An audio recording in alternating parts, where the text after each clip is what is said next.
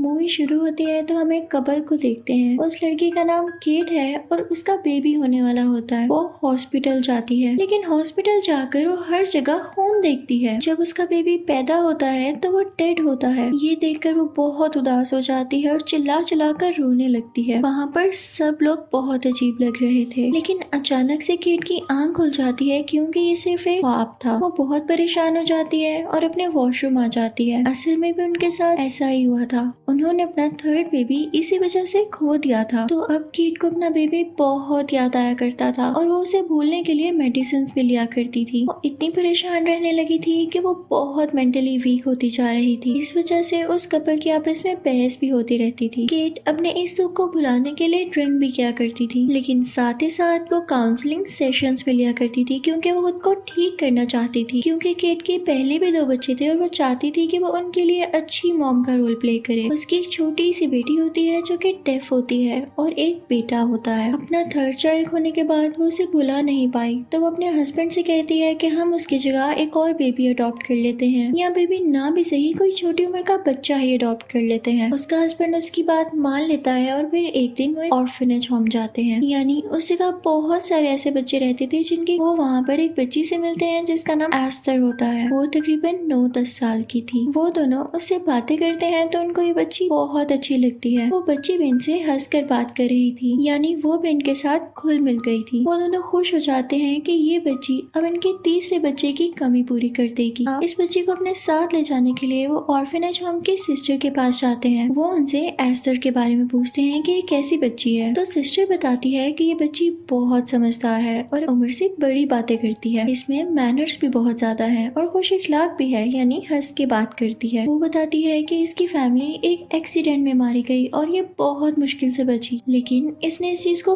कभी फील नहीं किया। बेशक ये रशिया से है, लेकिन इसको इंग्लिश भी बहुत अच्छी बोलनी आती है क्योंकि ये बहुत इंटेलिजेंट है। अब वो कपल उसको अपने साथ घर ले आता है। केट की छोटी बेटी एस्टर को देख के बहुत खुश होती है क्योंकि उसे अपनी बहन जो मिल गई थी, लेकिन केट का बेटा जेलस हो रहा था कि मेरे मॉम और डैड इसे क्यों ले आए हैं। अब वो मुझे वैसी इंपॉर्टेंस नहीं देंगे। वो एस्टर के साथ भी ठीक से बात नहीं कर रहा था। अब एक रात केट और उसका हस्बैंड अपने रूम में होते हैं कि तभी एस्टर केट की छोटी बेटी के साथ वहाँ पर आ जाती है और कहती है कि मॉम हमें डर लग रहा है, हमसे सोया नहीं जा रहा। तो केट ने अपने पास बुला लेती है। एक दिन घर के पास फॉरेस्ट में केट का बेटा एक गेम खेल रहा होता है। उसके पास एक शॉर्ट गन थी और वो निशाने लेकर चीजें शॉट कर रहा था, लेकिन इसी दौरान गलती से उससे कबूतर पर शूट हो जाता है। कबूतर पूरी तरह से जख्मी हो चुका था और वो नीचे गिर जाता है। वो बच्चा भाग कर उस कबूतर के पास जाता है, लेकिन तभी एस्टर और वो छोटी बच्ची भी आ जाती है। एस्टर फौरन से एक पत्थर लाती है और उस बच्चे को देकर कहती है कि इस कबूतर को फौरन से मार दो, वरना ये ऐसे ही तड़पता रहेगा और इसे दर्द होती रहेगी। लेकिन केट का बेटा कहता है कि सॉरी, मैं ऐसा नहीं कर सकता, मैं इसे नहीं मार सकता। तो एस्टर कहती है कि हमें इसे मारना होगा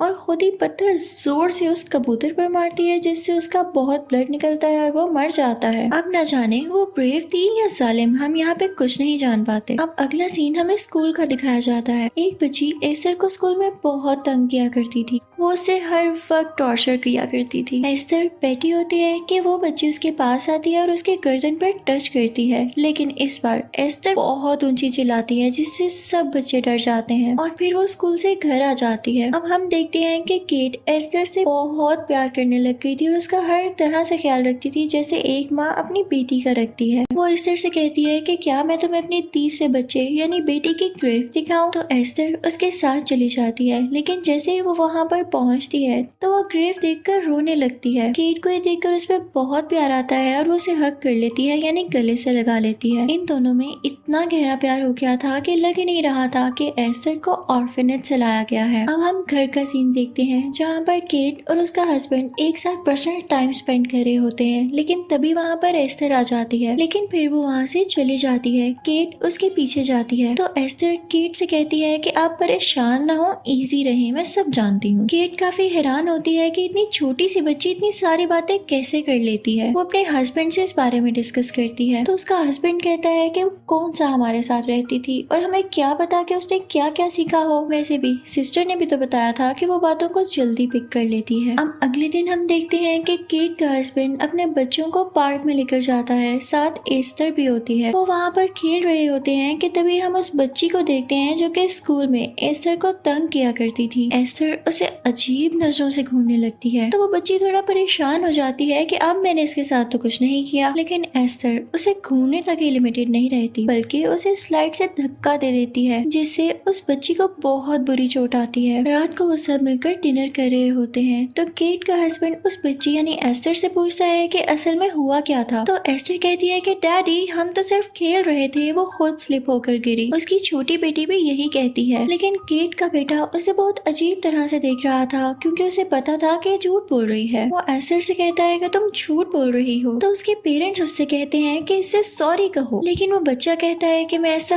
कभी नहीं कहूंगा और डिनर टेबल से उठकर चला जाता है। केट का हस्बैंड अपनी वाइफ से कहता है कि अब उनका बेटा बाहर नहीं खेलने जाएगा क्योंकि उसने एस्टर से बदतमीजी की होती है, लेकिन अब उन लोगों को भी एस्टर का बिहेवियर कुछ अजीब लग रहा था। तभी ऑर्फनेज हाउस से सिस्टर की भी कॉल आ जाती है तो केट उसे सब कुछ बताती है। सिस्टर उनके घर केट से मिलने आ जाती है। वो कहती है कि dear I am so sorry, मुझे आपको पहले बताना चाहिए था कि हम इस बच्ची एस्टर के बारे में कुछ भी नहीं जानते थे, लेकिन हमने अक्सर नोट किया था कि ऑर्फनेज हाउस में कुछ भी खराबी होती या अजीबोगरीब चीजें होती तो आसपास एस्टर जरूर होती थी और हमें भी अक्सर इसका बिहेवियर अजीब लगता था। मेरी गलती है, मुझे इसको आपके साथ भेजना ही नहीं चाहिए था। वो कहती है कि हो सकता है ये मेरा वहम भी हो, लेकिन इतनी बार अजीबोगरीब चीजें होना और वो भी एस्टर के आसपास कोई कोइंसिडेंस नहीं है। केट एस्टर को लेकर काफी परेशान हो जाती है, लेकिन उसका हस्बैंड कहता है कि सिस्टर कह रही है ना, तुम क्यों परेशान होती हो, ये उनका वहम भी तो हो सकता है। लेकिन सिस्टर कहती है कि वो लोगों को अपने काबू में भी कर लेती है। एस्टर इनकी सब बातें छुपकर सुन रही होती है। वो केट की छोटी बेटी के पास जाती है और उसे अपने साथ ले जाती है। वो अपने साथ ट्री हाउस की कीज भी लेती है और गन भी रख लेती है। एस्टर तो जैसे इस इंतजार में थी कि कब सिस्टर उनके घर से निकले। जैसे ही वो अपने घर से निकल के गाड़ी में बैठती है तो एस्टर भी वहाँ पहुँच जाती है और उसके साथ केट की छोटी बेटी भी होती है। जैसे ही उनकी कार रोड पर आती है तो वो केट की छोटी बेटी को उनकी कार के आगे धक्का दे देती है। सिस्टर्स जब उसको देखती हैं तो वो अपनी गाड़ी की स्पीड आहिस्ता करने की कोशिश करती हैं, लेकिन उनसे स्पीड आहिस्ता नहीं होती और गाड़ी का बैलेंस खराब हो जाता है। वो जल्दी से अपनी गाड़ी से उतरकर उस छोटी बच्ची को देखती हैं, लेकिन तभी पीछे से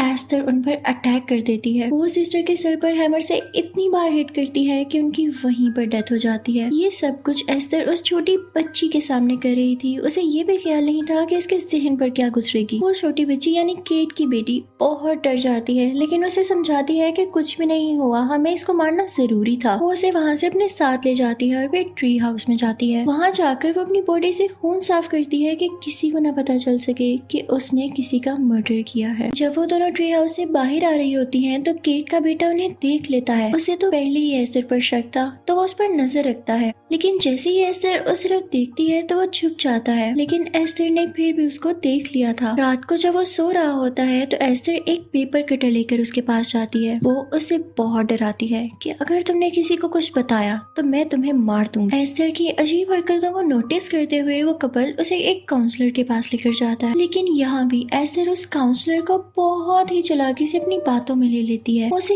इस तरह से अपनी बातों में काबू करती है कि उसे ये लगने लगता है कि केट ही बुरी है और केट एस्टर को वो राइट्स नहीं दे रही जो एक बच्चे के होने चाहिए। जब केट का हस्बैंड ये सुनता है तो वो अपनी बीवी से बहुत गुस्सा होता है कि तुम्हारा ही प्लान था, अब तुम क्यों नहीं हैंडल कर पा रही हो इसको। उन दोनों में फिर से लड़ाइयाँ शुरू होने लगती हैं। जब वो लोग घर पहुँचते हैं तो उन्हें ऑर्फनेज से कॉल आती है जो बता रहे होते हैं कि सिस्टर अभी तक मिसिंग है। ये बात बाहर फैलती है तो पुलिस इस पर इन्वेस्टिगेशन करती है और उन्हें उस सिस्टर की डेड बॉडी मिलती है। केट और उसका हस्बैंड काफी परेशान हो जाते हैं कि आखिरी बार तो ये हमारे घर आई थी और फिर वापसी पर ऐसा क्या हुआ कि ये मारी ही गई। लेकिन वो कपल कहता है कि हम मिल के पता लगाएंगे कि एस्टर आई कहाँ से है। केट कहती है कि हम उस रशियन ऑर्फनेज में पता करेंगे कि एस्टर नाम की लड़की कब आई। वो हर जगह से इन्वेस्टिगेशन कर लेते हैं, लेकिन उन्हें पता चलता है कि रशिया के किसी भी ऑर्फनेज में एस्टर नाम की कोई लड़की नहीं थी। फिर सीन चेंज होता है और हम देखते हैं कि केट किचन में काम कर रही होती है और तभी वहाँ पर एस्टर आती है।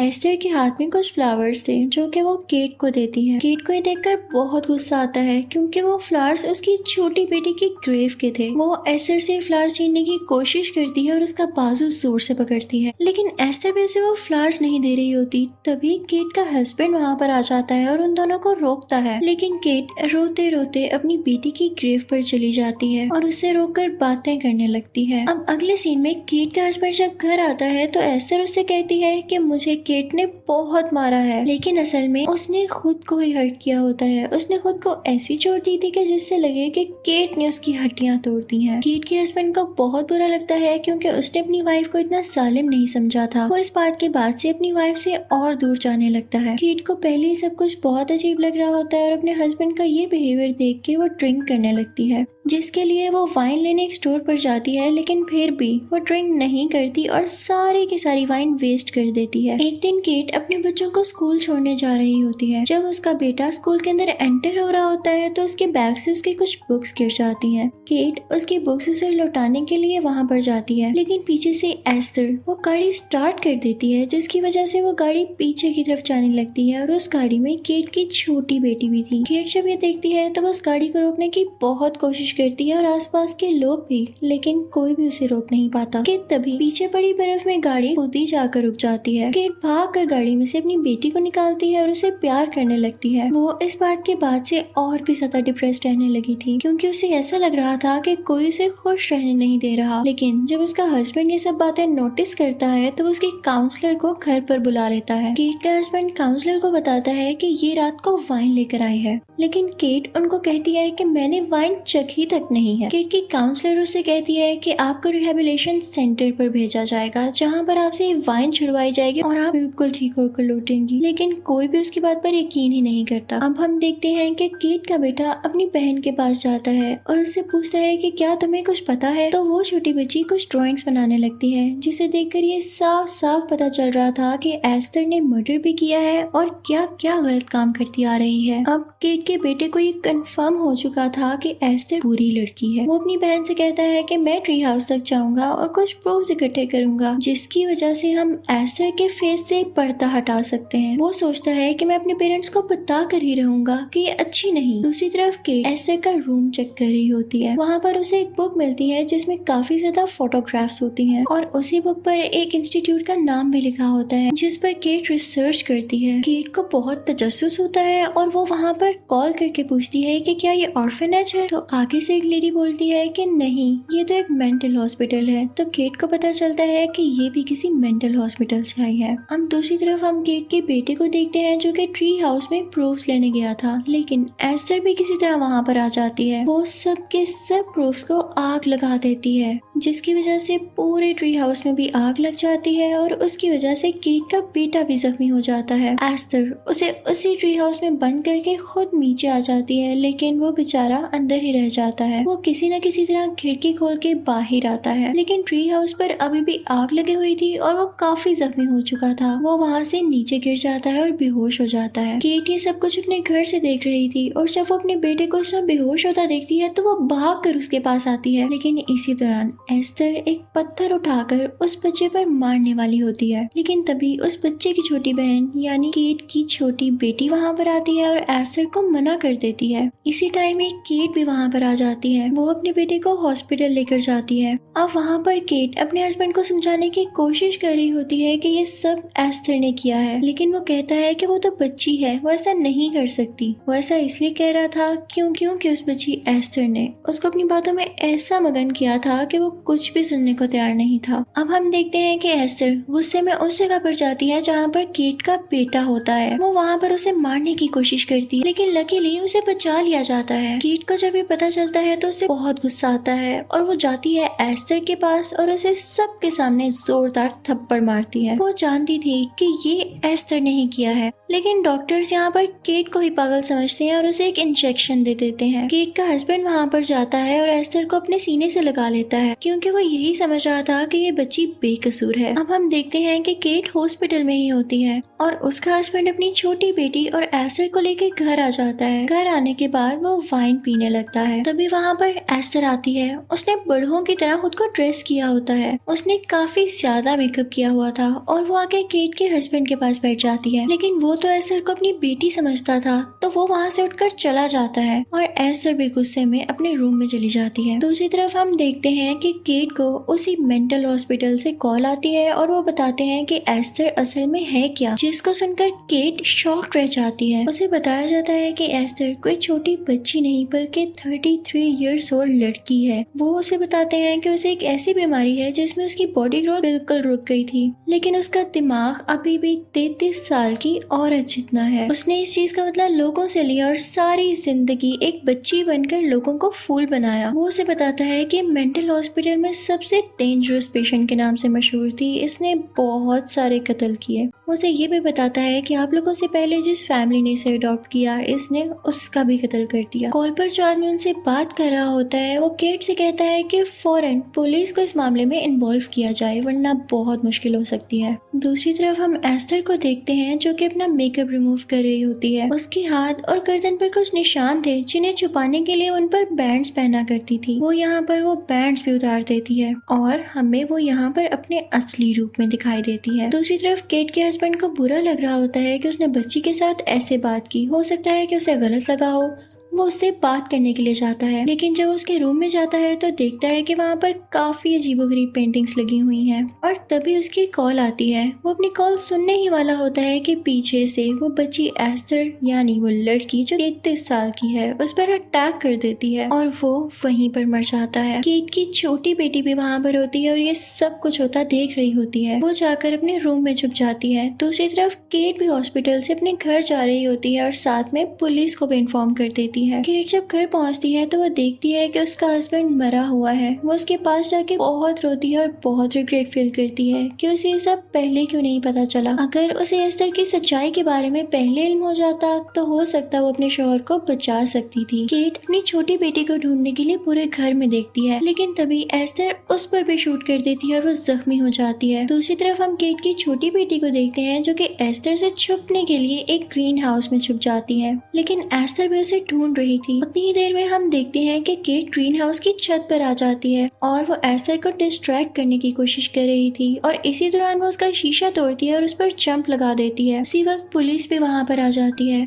ग्रीन हाउस में एस्टर बेहोश हो चुकी थी और केट अपनी छोटी बेटी को उठाकर बाहर आ जाती है, लेकिन एस्टर फिर से होश में आ जाती है और बाहर आकर उन पर फिर से अटैक कर देती है। एस्टर उन लोगों पर काफी अटैक्स करती है, लेकिन तभी छोटी बच्ची एक गन उठाकर एस्टर को शूट कर देती है, लेकिन वो बुलेट एस्टर को लगने की बजाय फ्रीजिंग वाटर पर लग जाती है, यानी वहाँ पर जो आइस जमी हुई थी, और वो आहिस्ता आहिस्ता टूटने लगती है। केट और एस्टर दोनों ही उस पानी में गिर जाते हैं। केट किसी न किसी तरह उस पानी से बाहर आ जाती है, लेकिन एस्टर उसे फिर से खींच लेती है, लेकिन केट उसके फेस पर जोर से हिट करके वापस उसे पानी में फेंक देती है, जिससे उसे बहुत चोट आती है और वो वहीं पानी के अंदर बेहोश हो जाती है और जल्द भी वो वहीं मारी जाएगी। केट अपनी बेटी को उठाकर वहाँ से चल पड़ती है और इसी मोमेंट के साथ ये मूवी भी एंड हो जाती है। Thank you for watching.